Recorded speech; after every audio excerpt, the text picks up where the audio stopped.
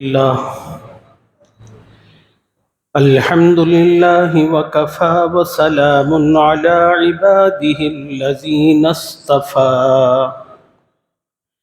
أما بعد فقد قال الله تبارك وتعالى في كلامه المجيد والفرقان الحميد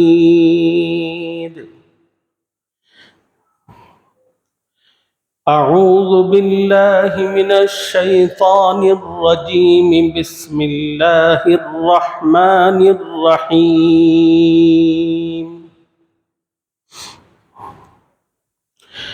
لقد من الله على المؤمنين إذ بعث فيهم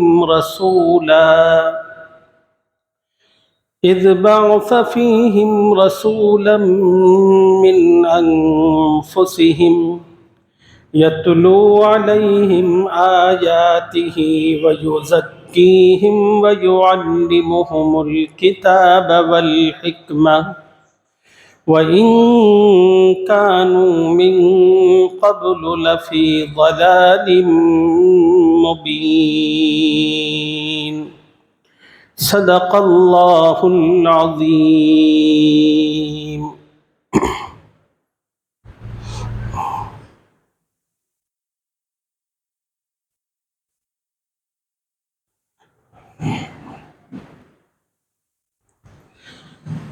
قابل احترام بزرگوں،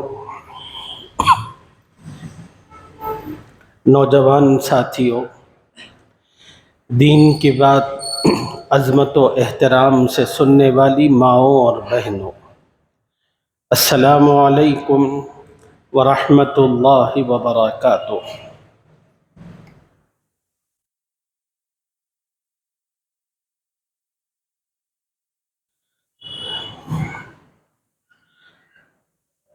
رسول رحمت صلی اللہ علیہ وسلم کی تشریف آوری کا مہینہ شروع ہو چکا ہے۔ اس جمعہ میں اور آنے والی جمعوں میں نبی رحمت صلی اللہ علیہ وسلم کی سیرت اور آپ کی زندگی کے مختلف گوشوں سے متعلق کچھ باتیں عرض کرنے کی سعادت حاصل کرنا چاہتا ہوں۔ اللہ تعالیٰ اپنے کرم سے محبت کے ساتھ، ادب کے ساتھ، سلیقے کے ساتھ، قرینے کے ساتھ آپ صلی اللہ علیہ وسلم کی زندگی کے پہلوؤں کو آپ حضرات کی خدمت میں عرض کرنے کی توفیق عطا فرمائے۔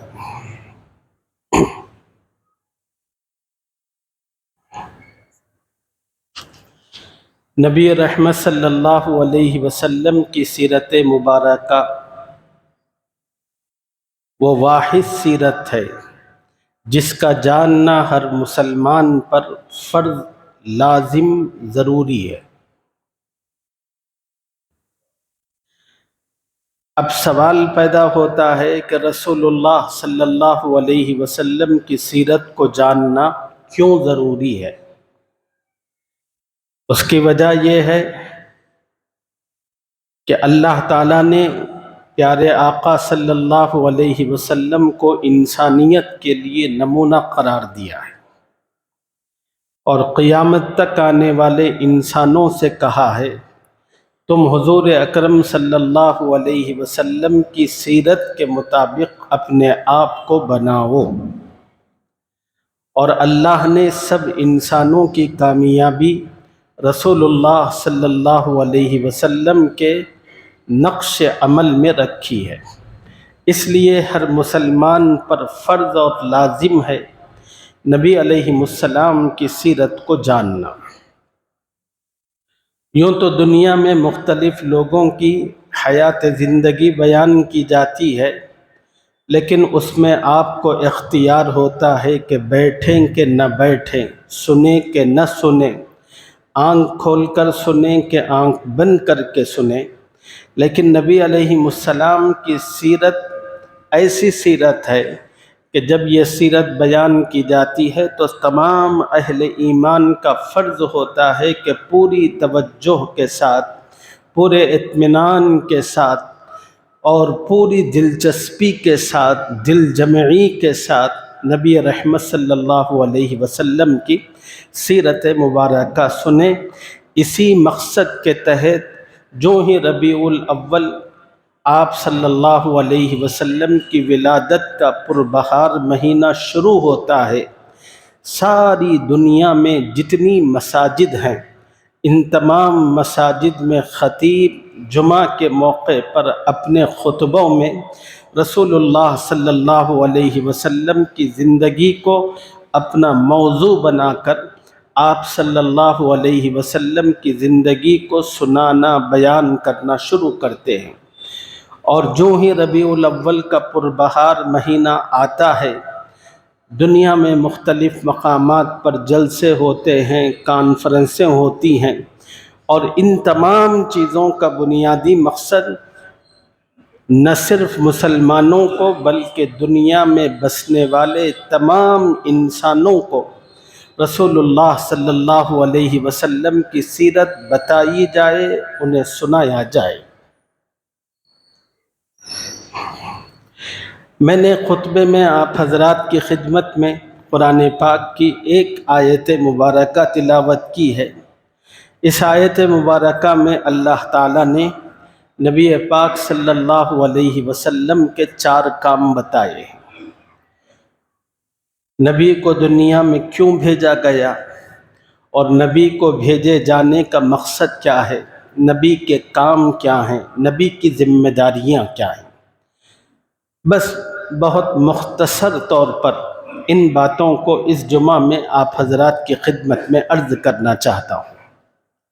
اس آیت مبارکہ میں سب سے پہلے اللہ نے کہا لَقَدْ مَنَّ اللَّهُ عَلَى الْمُؤْمِنِينَ، اللہ تعالیٰ نے ایمان والوں پر احسان فرمایا۔ اللہ تعالیٰ کی اس دنیا میں انسانوں کے لیے بے شمار نعمتیں ہیں۔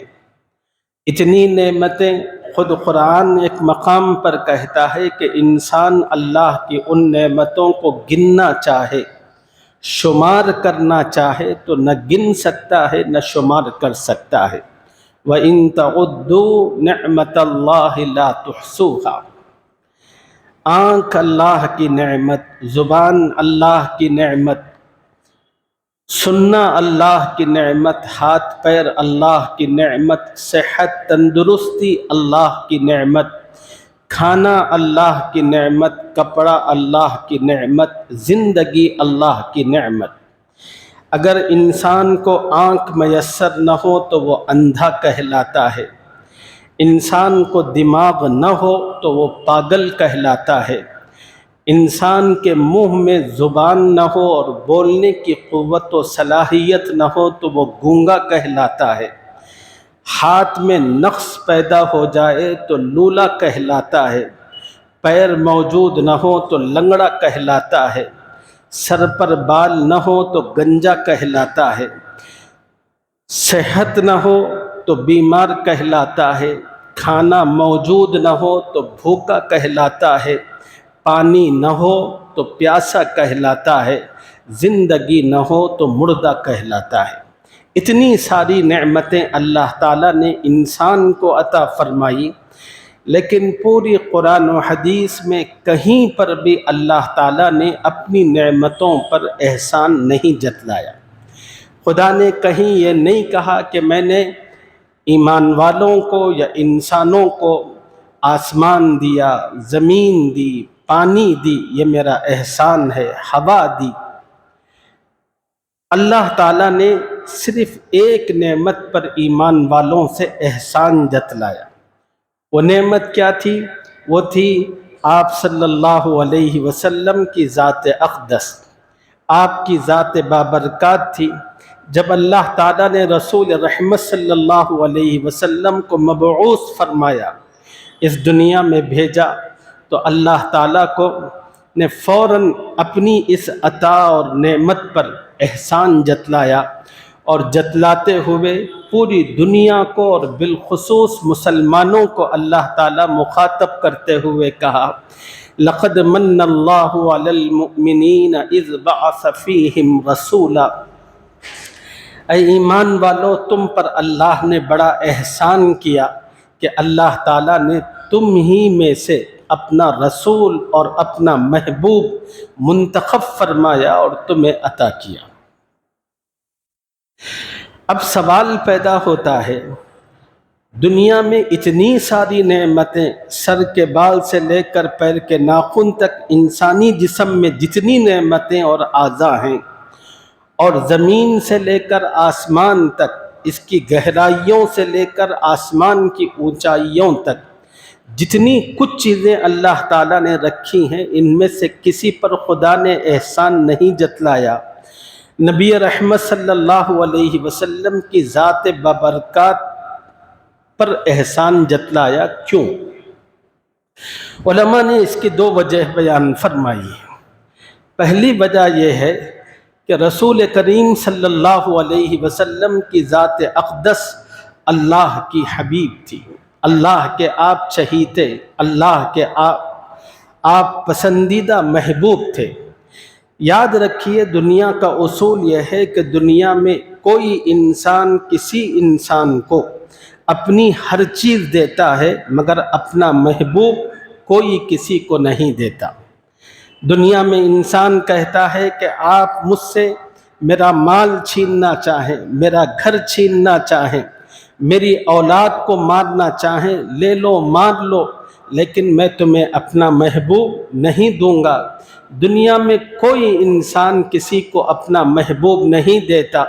اللہ نے فرمایا کہ لوگوں دستور بھی یہی تھا کہ میں بھی اپنا محبوب کسی کو نہ دیتا، لیکن میرا یہ احسان ہے کہ محمد میرے محبوب تھے، میرے چہیتے اور پسندیدہ تھے، میں نے اپنا محبوب اٹھا کر تمہیں دے دیا۔ لقد من اللہ علی المؤمنین اذ بعث فیہم رسولا۔ اللہ کے اس احسان کو سمجھنے کا ایک دوسرا طریقہ یہ ہے، عربی زبان میں ایک جملہ ہے، تعرف الاشیاء بالاضداد، چیزوں کی جو پہچان ہوتی ہے وہ ضد سے ہوتی ہے۔ جب تک مقابلے کی چیز سامنے نہ ہو اس وقت تک اس چیز کی انسان کو نہ اہمیت سمجھ میں آتی ہے، نہ وقعت، نہ قدر و قیمت۔ مثلا اب اس وقت میں اور آپ دن میں اور سورج کی روشنی میں موجود ہیں، سورج بھی ہے، ہماری اپنی مسجد کے اندر لائٹیں بھی کھلی ہوئی ہیں، یہ روشنی ہے، یہ اللہ کی ایک نعمت ہے جس میں ہم اور آپ موجود ہیں۔ یہ اللہ کی کتنی بڑی نعمت ہے یہ اس وقت سمجھ میں آئے گا جب رات کی تاریکی اپنے پر پوری فضا پر پھیلا دے گی اور ساری دنیا کے اندر اندھیرا چھا جائے گا، تب سمجھ میں آتا ہے کہ یہ روشنی کتنی بڑی نعمت ہے۔ زندگی کی قدر و قیمت انسان کو سمجھ میں آتی ہے مردے کو دیکھنے سے، صحت مندی کی قیمت سمجھ میں آتی ہے بیمار کو دیکھنے سے، کھانے کی سمجھ آتی ہے انسان کو بھوکے کو دیکھنے سے، عقل کی سمجھ آتی ہے انسان کو پاگل کو دیکھنے سے، لولے کو سمجھ آتی ہے جس کے ہاتھ صحیح سلامت ہو اس کو دیکھنے سے۔ یہ دنیا کی حقیقت ہے کہ ہر چیز کی حقیقت اور کیفیت مقابلے سے سمجھ میں آتی ہے۔ رسول اللہ صلی اللہ علیہ وسلم کی ذات اقدس کو اللہ تعالیٰ نے احسان فرمایا مسلمانوں پر، تو اس کو کیوں احسان کیا، اس کو سمجھنے کے لیے نبی علیہ السلام کو اللہ نے جس سماج میں جن لوگوں کے درمیان بھیجا تھا اس وقت کے حالات کو، اس ماحول کو سمجھنے کی ضرورت ہے۔ جب آپ اس وقت کے حالات اور ماحول کو دیکھیں گے، سمجھیں گے، پھر آپ کو پتہ چلے گا رسول کریم صلی اللہ علیہ وسلم کی ذات اقدس اللہ کی کتنی بڑی نعمت تھی۔ نبی علیہ السلام جن ماحول میں جن لوگوں کے درمیان تشریف لائے، اس ماحول اور معاشرے سے متعلق قرآن نے 2 جملے کہے۔ جو آیت مبارکہ خطبے میں نے پڑھی ہے، اس میں ایک جملہ اللہ نے کہا وَإِن كَانُوا مِن قَبْلُ لَفِي ضَلَالٍ مُبِينٍ۔ محمد الرسول اللہ صلی اللہ علیہ وسلم کی تشریف آوری سے پہلے عرب کا سارا معاشرہ گمراہی کی دلدل میں گھسا ہوا تھا۔ قرآن نے ایک اور جگہ اس سماج کی عکاسی بیان کرتے ہوئے کہا وَكُنْتُمْ عَلَى شَفَا حُفْرَةٍ مِّنَ النَّارِ۔ نبی رحمت صلی اللہ علیہ وسلم کی آمد سے پہلے ان کا حال یہ تھا کہ وہ کتوں کی طرح ایک دوسرے پر پل پڑتے، اور ان کے اخلاقی سطح اتنی نیچے پہنچ چکی تھی کہ دنیا میں کوئی اور انسان نہیں تھے کہ جن کی اخلاقی گراوٹ کا یہ حال تھا کہ اللہ کہتا ہے کہ تم لوگ جہنم کے گڑھے پر پہنچ چکے تھے۔ وَكُنْتُمْ عَلَى شَفَا حُفْرَةٍ مِّنَ النَّارِ۔ وہ جو سماج، وہ جو معاشرہ تھا جس میں اللہ نے اپنے نبی کی بعثت فرمائی تھی، وہ جہالت کا مرکز تھا۔ کوئی ایسی برائی جو آج موجود ہے، اس سے کہیں بڑھ کر وہ برائی اس سماج کا حصہ تھی۔ اس سماج کے اندر چوری تھی، ڈکیتی تھی، زنا تھا۔ بچہ پیدا ہونے پر جس طرح ہم لوگ بچے کے منہ میں کھجور اور شہد ڈالتے ہیں، اس سماج میں جب کوئی بچہ پیدا ہوتا تھا تو سب سے پہلا قطرہ جو اس کے حلق میں لایا جاتا تھا وہ شراب کا قطرہ ہوتا تھا۔ آج دنیا بہت کہتی ہے کہ بڑی فحاشی ہے، بڑی عریانیت ہے، بڑی بے حیائی ہے، لیکن اس سماج کی بے حیائی آج کی بے حیائی سے کہیں بڑھ کر تھا۔ اس سماج کا حال یہ تھا کہ اس سماج میں جو عورتیں تھیں باقاعدہ اپنے گھروں پر پردہ لگاتی تھیں۔ وہ پردہ نشانی اور علامت ہوتی تھی کہ جس کسی آدمی کو زنا کرنا ہو، اپنی خواہش پوری کرنا ہو کہ وہ یہاں پر چلائے۔ چنانچہ لوگ اپنی خواہشات کو پورا کرتے تھے، لوگ جانور بنے ہوئے تھے، اور جس کی قوت اس کی حکمرانی تھی، اور اخلاقی پستی کے اخلاق کے بارے میں تو کچھ مت کہیے۔ ایک ایسا سماج تھا۔ اس دور کے اندر دنیا کی 2 مہذب ترین طاقتیں تھیں، ایک ایران، ایک روم، اور عرب کی سرحدات ایک طرف ایران سے ملتی تھی، دوسری طرف روم سے ملتی تھی، اور یہ دونوں طاقتیں اس دور کی بڑی منظم اور بڑی مہذب قوتیں سمجھی جاتی تھیں، لیکن یہ دونوں طاقتیں ہمیشہ آپس میں ٹکراتی تھیں، لڑتی تھیں، ایک اینچ زمین کا وہ حساب رکھتی تھی، لیکن کبھی کسی ایرانی طاقت نے، رومی طاقت نے عرب کے علاقے پر نظر اٹھا کر نہیں دیکھی۔ سوال پیدا ہوتا ہے کہ کبھی روم نے عرب پر حملہ کیوں نہیں کیا، کبھی ایران کے بادشاہ نے عرب پر حملہ کیوں نہیں کیا؟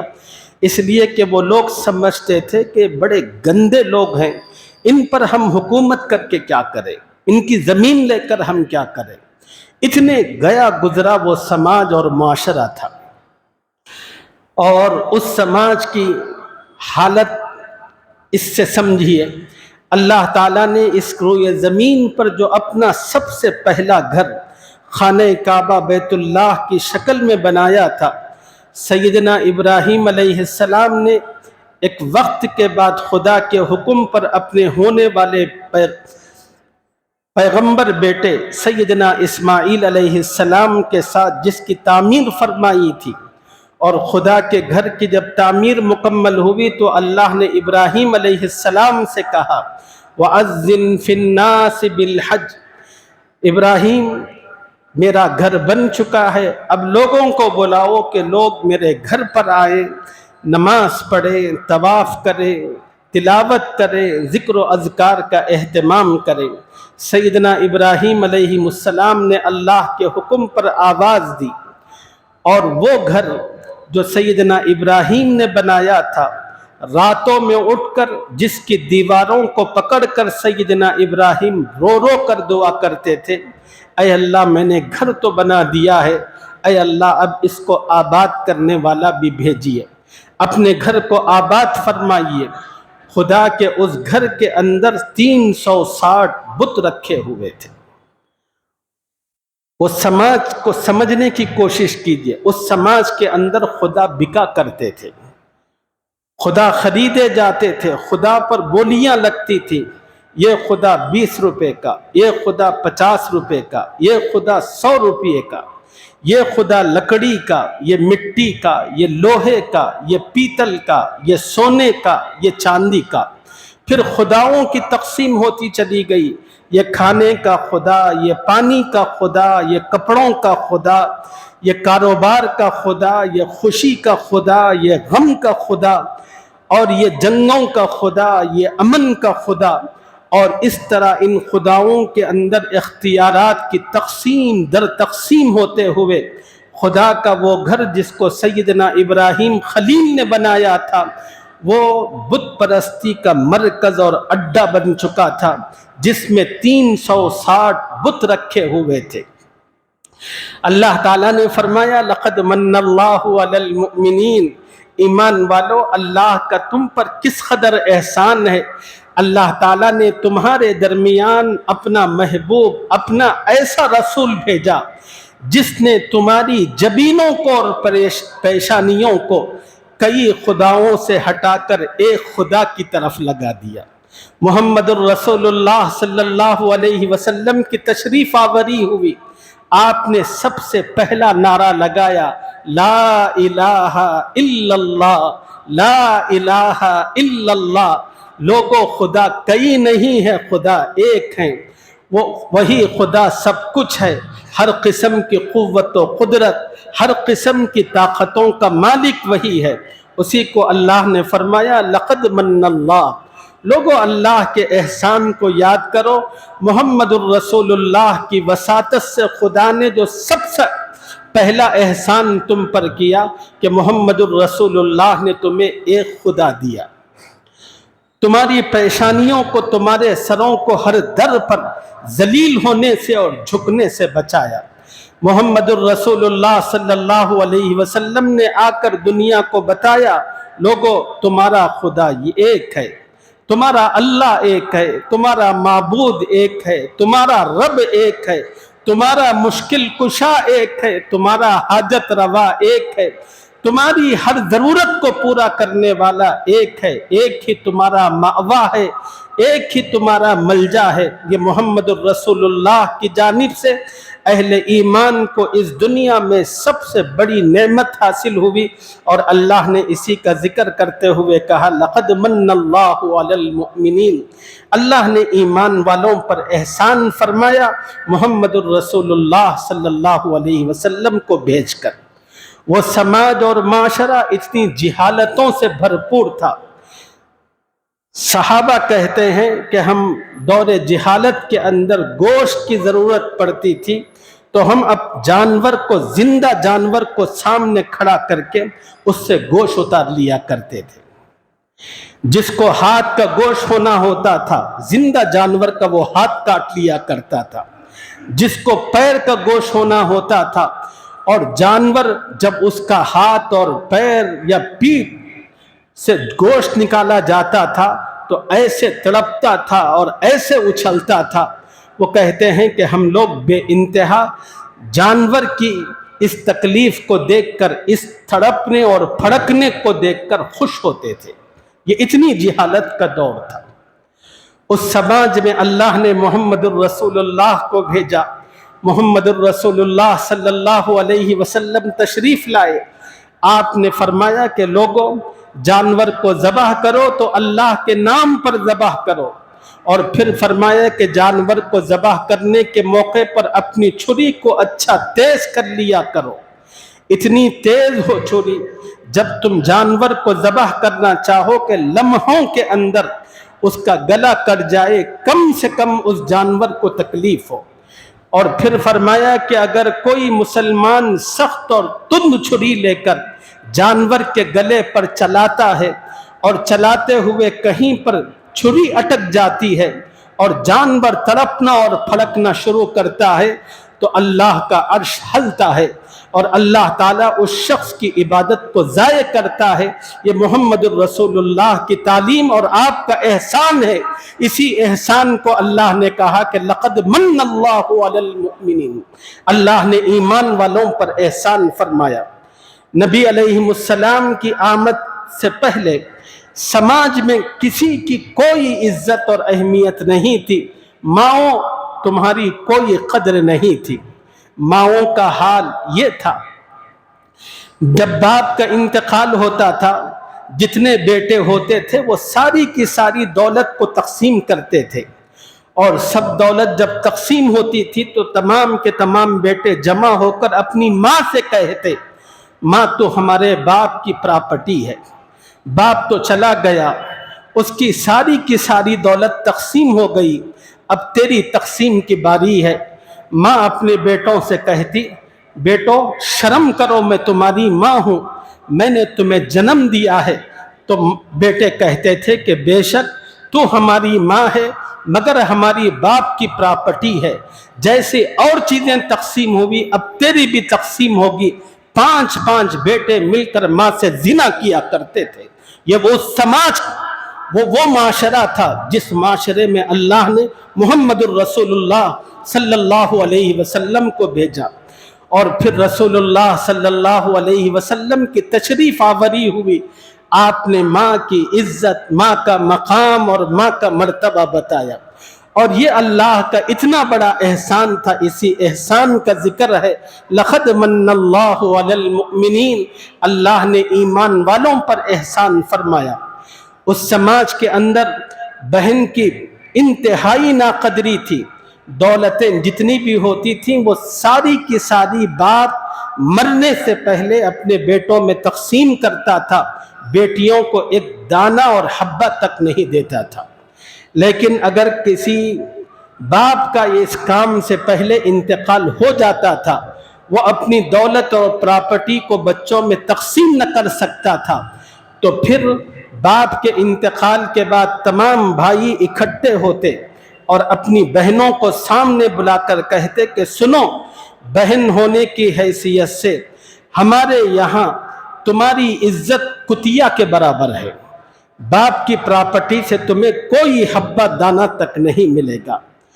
आज बहनों को जो इज्जत, जो मकाम और जो वक़ार हासिल है, ये मोहम्मदुर रसूलुल्लाह की बरकत है। कि हदीस में आता है हज़रत शीमा के बारे में, जो रसूलुल्लाह सल्लल्लाहु अलैहि वसल्लम की रज़ाई बहन थी, नबी अलैहिमुस्सलाम को बचपन में खिलाती थी, आपको टहलाती थी, मोहम्मदुर रसूलुल्लाह को अपने कंधों पर बिठाकर लोरी पढ़ती थी और ऐसी लोरी पढ़ती थी कि शजर व हजर वजद की कैफियत में आ जाते और नबी अलैहिमुस्सलाम को अपने साथ बकरियां चराने के मौके पर ले जाती। ग़ज़वे ताइफ हुआ तो वहाँ पर सहाबा ने बड़ी कामयाबी के साथ हमला किया, ताइफ को फतह किया। ताइफ में जितने लोग थे सबको कैदी बना दिया गया।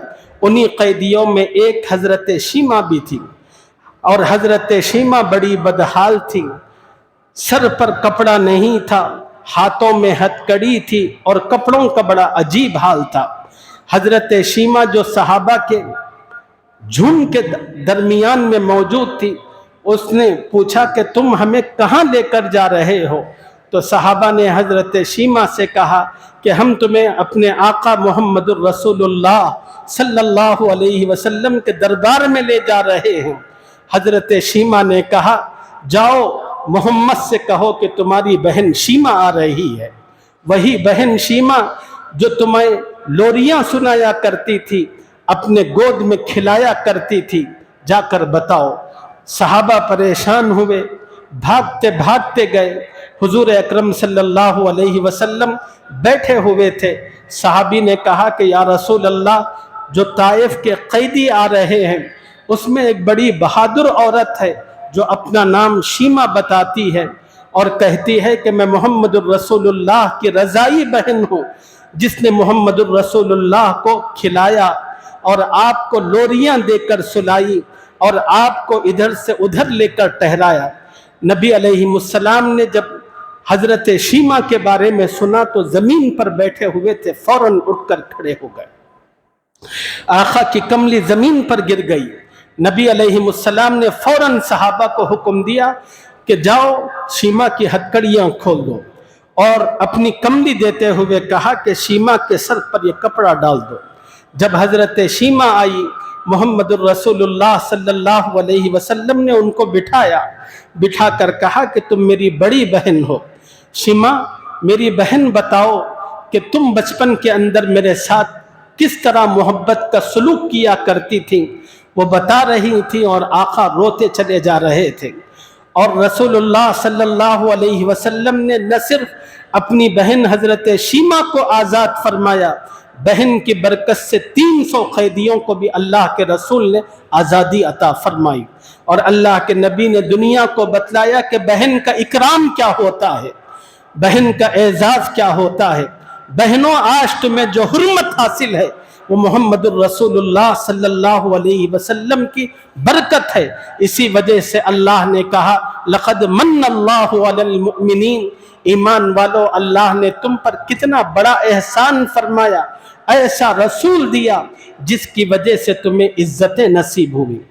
نبی کی آمد سے پہلے ماؤں کا کوئی تقدس نہیں تھا۔ اللہ کے نبی علیہ السلام بیٹھے ہوئے تھے، اچانک ایک دبلی پتلی خاتون چادر اوڑھی ہوئی میلے کچلے کپڑوں میں آئی۔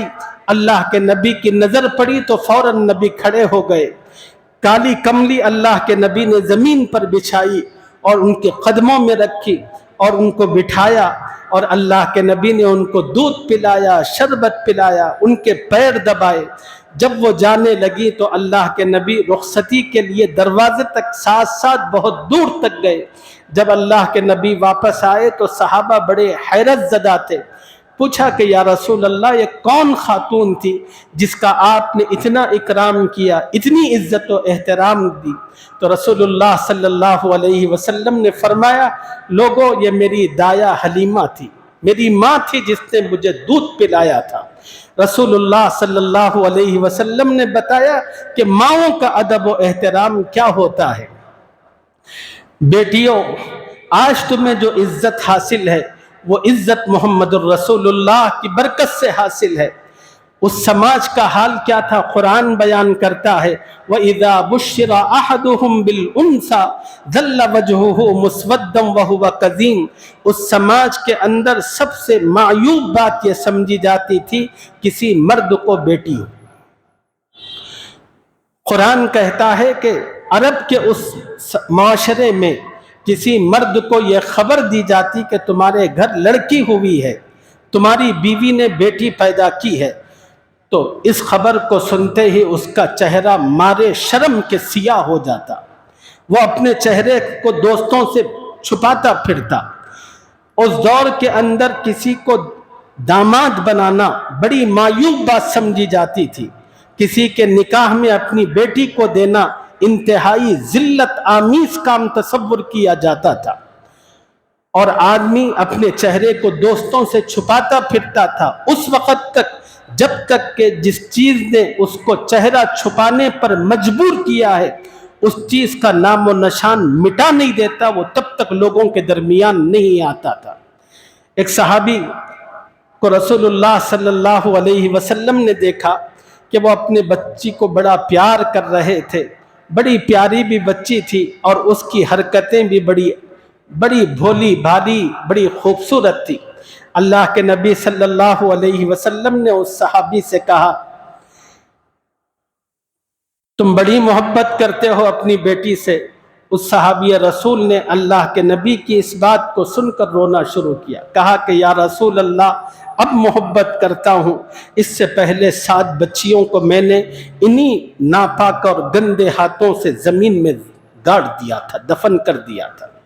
ایک صحابی حضور صلی اللہ علیہ وسلم کی خدمت میں حاضر ہوئے اور عرض کیا کہ یا رسول اللہ کیا میں ایمان قبول کر لوں تو اللہ میرے ہر گناہ معاف کر دیں گے؟ نبی علیہ السلام نے فرمایا کہ ہاں معاف کر دیں گے۔ اس صحابی نے کہا کہ یا رسول اللہ ایک گناہ میں نے بہت بڑا کیا ہے، بہت بڑا کیا ہے، کیا اللہ اس کو بھی معاف کرے گا؟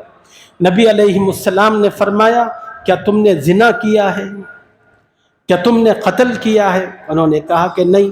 نبی نے فرمایا کیا تم نے شراب پی ہے؟ انہوں نے کہا کہ نہیں۔ نبی نے فرمایا کیا تم نے کوئی ڈکیتی ماری ہے؟ انہوں نے کہا کہ نہیں۔ نبی نے فرمایا بتاؤ تو صحیح کہ تم نے کیا گناہ کیا؟ وہ صحابی کہنے لگے کہ یا رسول اللہ دور جہالت تھا، مجھے ایک ملک کا سفر درپیش تھا، جب میں سفر پر جانے لگا میری بیوی حمل سے تھی، میں نے اپنی بیوی کو رخصتی کے موقع پر تاکید کی تھی کہ دیکھو بیٹا اگر ہوگا تو اس کی پرورش کرنا، اس کو عزت و اکرام دینا، بیٹی اگر ہو تو مجھے خبر بھی مت دینا، اس کو زندہ زمین میں گاڑ دینا۔ یا رسول اللہ میں تو چلا گیا یہ کہہ کر، چند دنوں کے بعد میرے پیچھے میرے گھر میری بیوی کو بیٹی ہوئی، چونکہ گھر میں کوئی میں تھا نہیں تو میری بیوی نے اس بچی کی پرورش اور تربیت شروع کی۔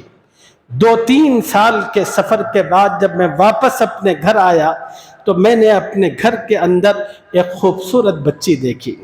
یا رسول اللہ مت پوچھے، اس کے چہرے پر بلا کا حسن، بلا کی معصومیت تھی، اور اس کی تتلی پتلی باتیں اور اس کی ادائیں دل موہنے والی تھیں۔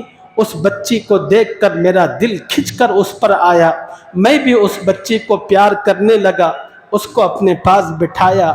رات ہوئی، میں اپنی بیوی سے قریب ہوا اور بیوی سے پوچھا یہ بڑی پیاری بچی ہے، بتا تو صحیح یہ کس کی بچی ہے؟ میری بیوی نے کہا تم مجھے مارو گے تو نہیں، مجھے ڈانٹو گے تو نہیں؟ میں نے کہا کہ نہیں۔ تو اس نے کہا کہ یہ آپ ہی کی بچی تھی، آپ کے سفر پر جانے کے بعد مجھے پیدا ہوئی تھی اور میں نے اس بچی کی پرورش کی۔ وہ صحابی کہتے ہیں کہ یا رسول اللہ بیوی کی اس بات کو سنتے ہی ایک جوالا مکھی تھی جو میرے اندر پھٹ گئی، اور ساری رات میں تکیے پر سر رکھ کر سوچتا رہا، صبح جب میں اپنے دوستوں میں نکلوں گا اور بڑے بڑے قریشی سرداروں کے پاس جاؤں گا تو مجھے تانا ماریں گے، او بچی کے باپ، او بچی کے باپ۔ یا رسول اللہ میں سوچتا رہا کہ کیا کروں، اور میں اس ذلت کے ساتھ دوستوں میں جانا نہیں چاہتا تھا۔ میں نے کسی نہ کسی طرح وہ رات آنکھوں میں کاٹ دی۔ صبح ہوئی تو میں نے بیوی سے کہا کہ بچی کو نہلاؤ دھلاؤ، میں اسے اس کے ماموں کے پاس لے جانا چاہتا ہوں۔ میری بیوی بچے کو نہلانے دھلانے گئی، میں نے دوسری طرف کدال لیا اور رسی لی اور باہر لے جا کر چھپا دیا۔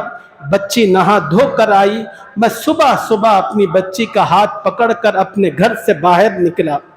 یا رسول اللہ وہ راستہ بڑا سنگلاخ تھا اور پتھریلا راستہ تھا، قدم قدم پر نوکیلے پتھر تھے۔ میری معصوم سی بچی تھی جس کے پیر میں چپل تک نہیں تھے، وہ چلتی رہی، کچھ دیر کے بعد کہنے لگی بابا پیروں کے اندر پتھر چبھ رہے ہیں۔ یا رسول اللہ میرے دل پر ایسی سختی غالب آ گئی تھی، میں نے اپنی بچی کے کسی لفظ کو نہیں سنا، گھسیٹتے ہوئے اس کو لے کر انہی نوکیلے پتھروں پر آگے بڑھتا رہا۔ پھر چلتے چلتے یہاں تک کہ جنگل کا سلسلہ شروع ہوا۔ جب درمیان میں پہنچا تو میں نے اپنی بچی کو روک دیا، وہ کدال جو تھا میں نے اس سے زمین کھودنی شروع کی اور گڑھا اچھا خاصا کھد گیا۔ تو یا رسول اللہ جب گڑھا کھود رہا تھا زمین کی مٹی اڑتی تھی اور میرے چہرے پر آتی تھی۔ میری معصوم سی بچی آتی تھی، اپنے کرتے کو اٹھا کر میرے چہرے کو پوچھتی تھی، کہتی تھی کہ میرے بابا اتنی محنت کیوں کر رہے ہیں آپ؟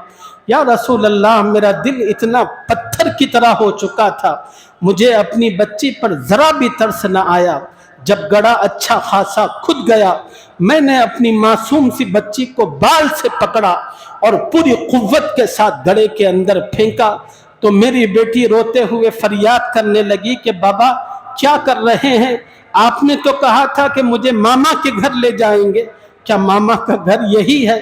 بابا آپ مجھے مت ماریے، آپ کو مجھے پالنا نہیں ہے تو جنگل میں چھوڑ دیجئے، جنگل کے درندے اور پرندے مجھے پاڑ کھا کر چیر کر ختم کر دیں، بابا آپ مت کیجئے۔ یا رسول اللہ ایسی وحشت غالب تھی، میں نے بڑا سا پتھر لیا، اپنی بیٹی کے سینے پر رکھا اور پھر میری بیٹی روتی رہی اور میں نے مٹی ڈالا، اس طرح اس کو زندہ درگور کیا۔ یا رسول اللہ وہ تو حیوانیت کا زمانہ تھا، اللہ نے آپ کو بھیجا تو پتہ چلا کہ بیٹی کیا ہوتی ہے۔ یا رسول اللہ آپ نہ آتے تو بیٹی کی قدر و قیمت کا احساس نہ ہوتا۔ تو اللہ نے فرمایا لقد من اللہ علی المؤمنین، لوگو اللہ نے تم پر احسان فرمایا کہ اپنا رسول تم میں مبعوث فرمایا۔ جو معاشرہ جہالت، پستی اور اخلاق کی گراوٹوں کو چھو رہا تھا، اللہ کے نبی نے مختصر سے عرصے میں اس سماج کی کایا پلٹ دی۔ جو زمین کی گہرائیوں میں تھے، اللہ کے نبی نے ان کو آسمان کی بلندیوں تک پہنچایا۔ یہ اللہ کا احسان ہے جس کا تذکرہ قرآن کی اس آیت میں کیا گیا، لقد من اللہ علی المؤمنین۔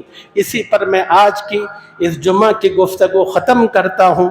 اللہ سے دعا فرماتا ہوں اللہ تعالیٰ اس عظیم احسان کی قدردانی کرنے کی مجھے بھی اور ساری امت مسلمہ کو اپنے کرم سے توفیق اور سعادت عطا فرمائے، آمین یا رب العالمین۔